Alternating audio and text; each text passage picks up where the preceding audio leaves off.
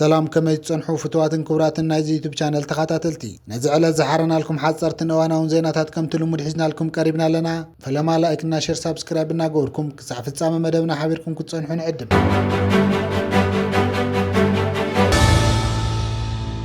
بسرعتኛታትን መንግስትን ማሕበረሰብና ጋደን ኡዞባ ሃይኮታ ዝተዋጸ ጠቅላላ 400,000 ናቅፋ ኣብ 12 ምሕዳራዊ ከባቢታት ናይቲ ኡዞባን ዝርከቡ 80 ስድራቤታት ሰማዕታት ተዓዲሉ ሓላፊ ማሕበራዊ አገልግሎት ናይቲ ኡዞባ ኣቶ ተስፋይ ተኽላይ ነፍሱ ወከፍ ስድራቤት ሰማዕታት 5,000 ናቅፋ ከም ዝተዋሃበ ገሊጹ ተቐማጠ ናይቲ ኡዞባ መሬቶም ብምሕራስን እቶቶም ብምእካብ ነዝውቲሮም ንስድራቤት ሰማዕታት ይድግፉ ከም ዘለዉ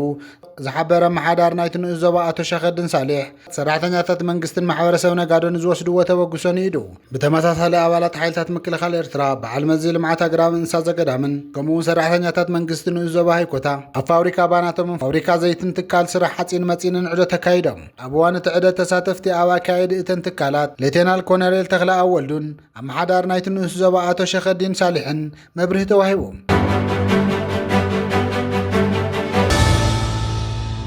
جل سمويا حكمنا عين البسر مسير تراوان سمويا حكمنا بمتحببار قبلت إسراق سعلت إسران شدشان حامل عبري فرار هوسبيتال كرن قبل على روعة ميت حمومات عوت متوحة عين كايدو على فقط سطر عورنت أب منيستر تعنا دكتور عالم زكرس كلمة متوحتين أسات 3 حمومات مرمرة عين 5 خايدة قليسو قبزياتهم روعة ميت شدشان متوحة غورن كلو نخالوت دماما نتصر تواهيوام اتمدوا أكلنا تعورنت نمكو تزار زقبرها قرا وفري مخانو زحبر دكتور عالم زيم جل حكمنا عين بشر بمتحوار استخايد متوحتي أكلنا يتعورنا تنمكل خالنا محجازن زقبر زولا سعرتات مخانو بريهو دكتور عالم بتوسخي مرا عينن كاخويتن كالوت حمامن بعين بفوس وي بمطوحت كفوسو خمس خول حبيرو اتم مطوحت زتغور لهم حمات دما نتزتعزز لهم مدحينت بغبو خطقمو زتوها مخرسوم يحكمنا خكاتاتلو تلابيم ميديكال دايركتور ريفرال هوسبيتال كران دكتور يافيت هايله ميكائيل بوغنو ازي مجل حكمنا عال بيسر بمتحوار استخايد مطوحتي بقصلتا نايت قدم حجه اب هوسبيتالات ككاد صنحه تماساسل مدبات مخان ملاخيتو نتوجلا عال بيسر زغور اخورت دما نيدو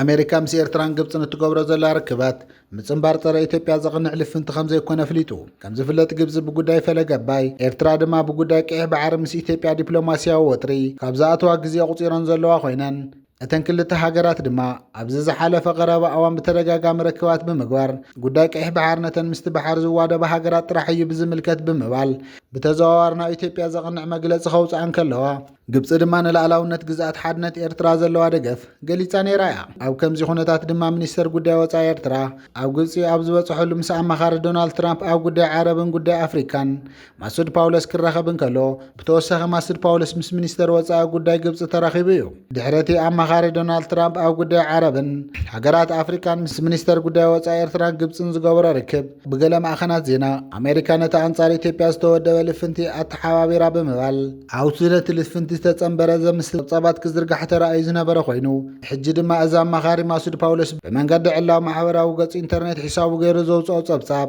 كاب حق زرحة غني أمريكان دبلوماسيا وأبكرنا أفريكا دما كوكون النتوة أخطم زوزو بمبال قليل زوام نتا أمريكان ترى إثيوبيا زخون لفنت التحوابي رازبل صبصابات دما زيكون عن زيد للنجارات نداد زنس زنهري بمالون قالت ولا مسعود باولس سبتوبصي وزل مجلس وسيخو أمريكا مس إثيوبيا خمون كلن هاجرات ملا غرنا أفريكا سفيح زوباغي بحري بمتحوار حبرا وقدامنة المسقامية تسرح مس حدا زبا ومشارخ تزقبر زمدنا دما قبل على خالي مشارخ تنابص تمزز يبولن له دبلوماسي أمريكا تفتت وجنات بمفتار ويمفل لاين معمق يكونن مس كل مشارخت بهانات من قد مسرح حقيقة نمكل غال بار سلام تطان مدنفعي بموال اتي بوغن قلم عغنات زوت صبصابات كاب حق زرح غن تمزازن كبلون قليصو وزلا كم زفلت أبز حالو فقرابا معالتات مسعود باولس مسنا إيرتران قبصن منيسترات وصايا قداي دحر من رخاو أمريكا مس إيرترا تقور زلا مقرراب زتتححازه بوغنا إثيوبيا مع خنات طرح زي كونس مسلف بلصقنا غربت زلوم ناي محورا وقصات إنترنت نتفتي أمريكا نصرا إثيوبيا زخون لفنت تدقفلا زبل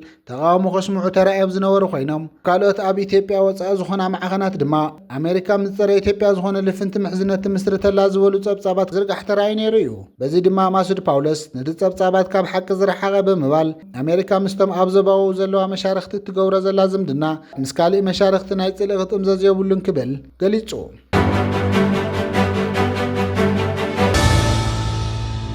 ኣብ ዞባና ኣብ ቀርኒ ኣፍሪካ ዘሎ ወታደራዊ ምዕባለታት ብቐጻሊ ይለዋወጥ ኣብ ዘለሉ እዋን ኣብዚ ሕጂ እዋን ኣብ ክልል ትግራይን ኣብ ክልል ኣምሓራ ከባቢታት ወሎ ዶባት ኤርትራን ሓያል ናይ ኤሌክትሮኒካዊ ውግእ ወይ ድማ ምጥላፍ ነፈርቲ ይካየድ ከም ዘሎ ወታደራዊ ተንተንቲ ይገልጹ ኣለዉ። እዚ ስርሒት እዚ ነተን ኣብቲ ዞባ ክንቀሳቐሳ ዝጸንሓ ሰብ ኣልቦ ነፈርቲ ድሮናት ከምኡ ዝተፈላለየ ናይ ስለያ ነፈርቲ ንምቁፅጻርን ንምፍሻልን ዝዓለመ ምዃኑ ተገሊጹ። እዚ ድማ ኣብቲ ዞባ ሓድሽ ወታደራዊ ቴክኖሎጂካዊ ቅድድም ከም ዝፈጥር ይሕበር ኣሎ። እዚ ኣዝዩ ዝረቐቐ ወታደራዊ ስርሒት ብፍሉይ ስልጠና ዝወስዱ ክኢላታት ሓይሊ ኣየር ኤርትራ እዩ ዝምራሕ ዘሎ። እዞም ክኢላታት ሓይሊ ኣየር ኤርትራ ኣብ ዝሓለፈ ዜናና ከም ዘቕረብናዮም ካብ ሃገረ ቤላሩስ ዝመፀ ኣዝዩ ዘመናዊ ናይ መከላኸሊ ቴክኖሎጂን ራዳርን ብምጥቃም ሰፊሕ ናይ ራዳር ምድንጋር ይፍጽሙ ኣለዉ። በዚ ዝተረቐቐ ቴክኖሎጂ ኣቢሎም ድማ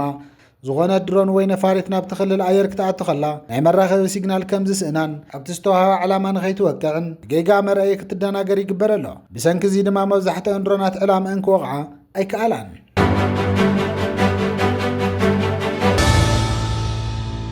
ኣብ መንጎ ኢራንን ኣሜሪካን ዝካየድ ዘሎ ኩናት ይቕጽል ኣብ ዘለሉ ግዜ ሚኒስተር ጉዳይ ወፃኢ ኢራን ኣብ ኢራቅ ዝካየድ ዘሎ ሓበራዊ መጥቃዕቲ ኣሜሪካን ስዑድ ዓረብን ብትሪ ከም ዝኾነ ነፍሊጡ። እቲ ሚኒስተር እዚ ሓድሽ መጥቃዕቲ ነቲ ኣብ ማእኸላይ ምብራቕ ዘሎ ግጭት ንምግዳድን ንምስፋሕን ዝዓለመ ይኸውን ካብ ምባል እውን ኣይተቆጠበን። ኢራን ነተን ክልተ ሃገራት ዘይፍትሓውያን ኢላ ድሕሪ ምኹናን እቲ ዝወሰደኦ ስጉምቲ ንመግዛእታዊ ህርፋን ሃገራት ዝጥሕስ ምዃኑ እውን ሓቢራ ኣላ። ከም ዝፍለጥ ኣሜሪካን ስዑድን ኣብ ኢራቅ ንዝርከቡ ብኢራን ዝድገፉ ዕጡቃት ዕላማ ዝገበረ መጥቃዕቲ ይካየድ ምህላው እዩ ዝጥቀስ። እዚ ከምዚ ኢሉ እንከሎ ድማ ፕሬዚደንት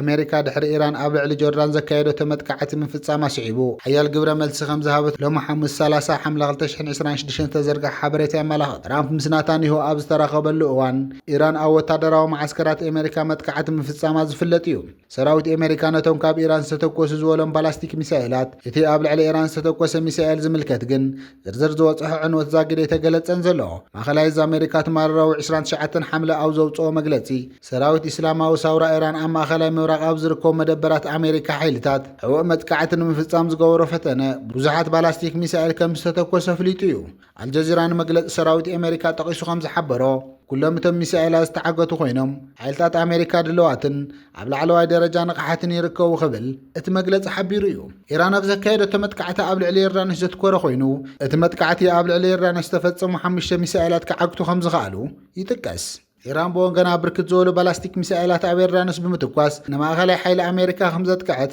ኣፍሊጣ እያ። ኣብ ልዕሊ እስላማዊ ሪፓብሊክ ኢራን ዝካየድ ዘሎ መጥቃዕቲ ደው ክሳዕ ዘይበለን ከምኡ እውን ረብሓ ኢራን ክሳዕ ዘይተወሓሰን ኣብ ልዕሊ ኣሜሪካ ዝካየድ ዘሎ መጥቃዕቲ ክቕጽል እዩ ክትብል ኢራን ገሊጻ እያ። እቲ ብኢራን ዝተፈጸመ መጥቃዕቲ ፕሬዚዳንት ዶናልድ ትራምፕ ቀዳማይ ሚኒስተር እስራኤል ቤንጃሚን ናታንያሁን ተራኺቦም ኣብ ዝዘተይሉ እዋን ዝተፈጸመ ምዃኑ ምስ ትርክብ ዝተተሓሓዘ ነገር ከም ዘለዎ ተንተንቲ ይገልጹ። ኣብቲ ናብ ሎሚ ዘውግሕ ኣሜሪካ ኣብ ልዕሊ ኢራን ዝፈጸሞ መጥቃዕቲ ኣብ ኪሽን ባንዳር ዓባስን ኣባዳንን ቡሻህን ዝተባሃሉ ቦታታት እቲ ሃገር ተኹሲ ከም ዝተሰምዑ ጸብጻባት መደበር ቴሌቪዥን አልጀዚራ ይሕብር።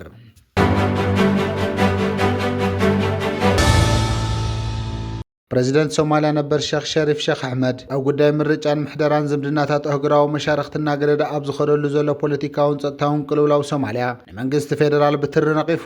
ሼክ ሸሪፍ ብዛዕባ ፖለቲካዊ ኩነታት እታ ሃገር ክዛረብ እንከሎ ኣብ ዝቐረባ እዋን ልኡኽ ኣሜሪካ ናብ ርእሰ ከተማ መቃዲሾ ክገይሽ ናብ ኪስማዮ ዘካየዱ ዑደት ማሕበረሰብ ዓለም ኣብ ልዕሊ ፌደራላዊት መራሕነት ሶማሊያ ዘለዎ እምነትና ነከይ መጽእ ከም ዘሎ ዘንጸባርቕ ምዃኑ ገሊጹ። ሼክ ሸሪፍ መንግስቲ ፌደራል ምስ ኣህጉራውያን መሻርክቲ ጽይታዊ ምውህሃድ ከም ዘይገበረ ብምቕሳስ እቲ ምምሕዳር ሕገ መንግስታዊ ስልጣን ከም ዝሓለፎ ገሊጹ። ሶማሊያ ኣብ ካሊእ ፖለቲካዊ ዘይርጉእነት ኣትያ ክብል ብምውጋት ፖለቲካዊ ዘይምርግጋእ ኣብ ልዕሊ እማሚ መንግስቲ ዝፈጥር ዘይምርድዳእ ከይተፈትሐ ኣብ ጸንሐሉ ኩል ግዜ ክሕይል ከም ዝኽእል ኣጥንቂቑ። ብመሰረት እቲ ፕሬዚደንት ነበር እቲ ሃገር ኣብ ፖለቲካዊ መስርሕ ዘለዎ እምነት ህዝብና ነከየን ከሎ ውሽጣዊ ጎንፅታት እናወሰኸ ይኸይድ ከም ዘሎ ገሊጹ። ሞዴል ምርጫን ምዝዛምን ግዝያዊ ቅልውላው ሶማሊያ ሓዊሱ ኣብ ወሰንቲ ጉዳያት ሃገር ምርድዳእ ከም ዘየለ ሓቢሩ። ህዝቢ ሶማሊያ ተስፍኡ ኣጥፊኡ ማሕበረሰብ ዓለም እውን ምትእምማኑ ኣጥፊኡ ዝበለ ሼክ ሸሪፍ ዘይተፈትሐ ፖለቲካዊ ዘይምርድዳእ ነታ ሃገር ንምርጋእ ዝካየድ ዘሎ ጻዕርታት የካይዳ ከም ዘሎ ገሊጹ። እቲ ፕሬዚደንት ነበር ብተወሳኺ ፕሬዚደንት ሓሰን ሼክ መሐሙድ ብዛዕባ መስርሕ ምርጫታት ነታ ሃገር ንፖለቲካዊ መሻርክቲ ኣባላት ኣብ ዝርርብ ምስታፍ ኣዊ ክብል ከሲሱ። ኣብ ክንዱ እቲ ፕሬዚደንት ብዘይሰፊሕ ፖለቲካዊ ስምምዕ ሓደ ወገን ዘለዎ ሞዴል ምርጫን ምትግባር ይፍተነሉ ክብል ከሲሱ ሼክ ሸሪፍ ኣብ ዝቐረበ ኣዋን ኣብ መቃዲሾ ግዛኣታት ደቡባዊ ምዕራብ ጓልሙዲ ግን ሄርሸቤለን ዝተረኣዩ ፖለቲካዊ ምዕባለታት ከም ኣብነት ናይቲ ዘይሕጋዊ መንግስቲ መስርሕ ዝገልጽ መስርሕ ጠቒሱ እቶም ተግባራት ሕጋውነት ከም ዘይብሎምን ፖለቲካዊ ፍልጦ ከም ዘይብሎምን ወሲኹ ገሊጹ ሼክ ሸሪፍ መወዳእታ ሓፈሻዊ ኩነታት ሶማልያ ብፖለቲካ ይኹን ብመነጽር ጸጥታ እናተዋላሸወ ይኸድ ከም ዘሎ ጥንቂቑ ብድሆታት ጸገማታት ንተሃገር ንምፍታሕ ኣብ መንጎ ፖለቲካዊ መሻርክቲ ኣካላት ዳግማይ ዘተኻየድ ጸዊዑ ፌደራል መንግስቲ ሶማልያ ነዚ ዳሕረዋይ ክሲ ሼክ ሸሪፍ ኣመልኪቱ ዛጊድ ምላሽ ከም ዘይሃበሉ ጸብጻባት የማላኽቱ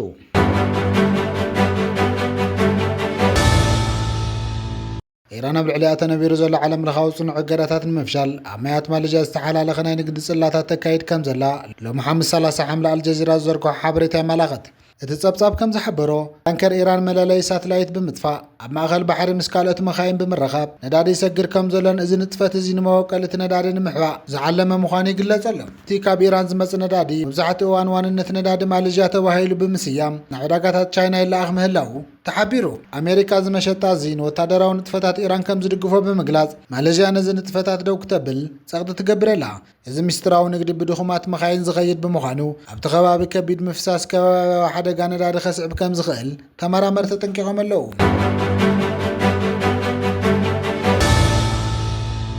ፕሬዚዳንት ዶናልድ ትራምፕ ምስ ቱርክ ዘለዎ ወታደራዊ ርክብ ንምሕዳስ ዘመናዊ ኤፍ16 ወይ ኤፍ35 ነፈርቲ ውግእ ንምሻጥ ይጽዕር ኣሎ እዚ ስጉምቲ እዚ ንጥቕሚ ኔቶን ቁጠባዊ ኣሜሪካን ኣገዳሲ ምዃኑ ይግመት ከም ዘሎ ሎሚ ሐሙስ ኣልጀዚራ ኣብ ዘቃልሖ ዜና ተሰሚዑ ኣሎ እንተኾነ ግን እስራኤል ነዚ ስምምዕ ብርቱዕ ተቃውሞ ተቐርበላ መንግስቲ እስራኤል እዚ ንቱርክ ዝወሃብ ዘሎ ዘመናዊ ኣጽዋር ኣብ ማእኸላይ ምብራቕ ዘሎ ወታደራዊ ሚዛን ክዘርጉ ከም ዝኽእልን ቱርኪ ምስ ሓማስ ዘለዋ ርክብ ከም ዘሻቐሎ ስጋኣት ይገልጽ ከም ዘሎ ተሓቢሩ ብወገን ዶናልድ ትራምፕ ግን ቱርኪ ንጥቕሚ ኣሜሪካን ኔቶን ኣገዳሲ ምዃኑ ኣብ ምምጓት ይርከቡ ቱርኪ ካብ ሩስያ ስርዓት ምክልኻል ሚሳኤል ኤስ400 ብምዕዳግ ዝተነበረላ እገዳታት ተላዒሉ ንግዳዊ ርክብ ክቐጽል ከም ዝግባእ እዩ ከም መርገጽ ሒዙ ዘሎ እዚ ድማ ንኢንዱስትሪ ኣጽዋር ኣሜሪካ ብቢልዮናት ዶላራት ከም ዘምጽእ ይግለጽ ቱርክ ብወገና እዚ መሸጣ ኣብ ተግባር ተዘይውዒሉ